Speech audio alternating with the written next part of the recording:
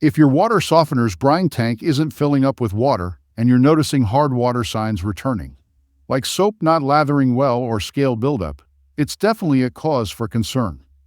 A wet brine tank should always maintain at least a quarter of its volume filled with water, while a dry brine tank should refill automatically when the regeneration cycle starts.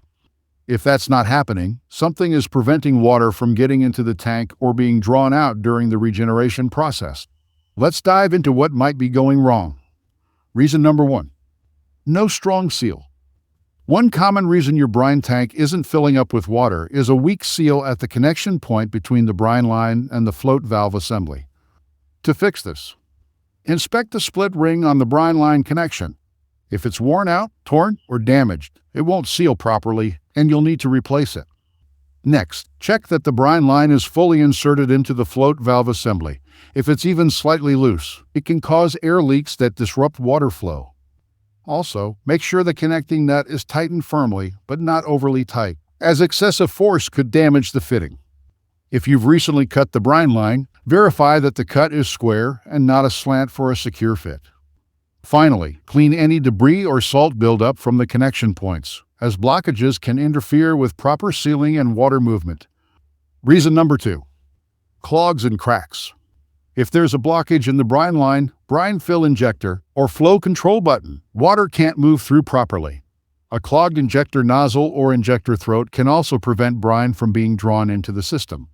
Additionally, if the brine tube has a crack, it can suck in air instead of creating the necessary suction pressure, disrupting the entire process.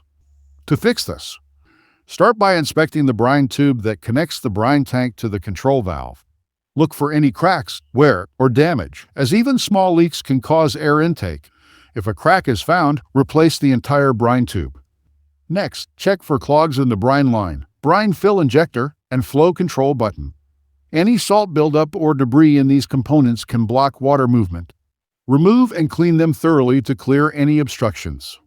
Also, don't forget to clean the injector nozzle and throat, as these are common clog points. Reason number 3. Cam mechanical failure.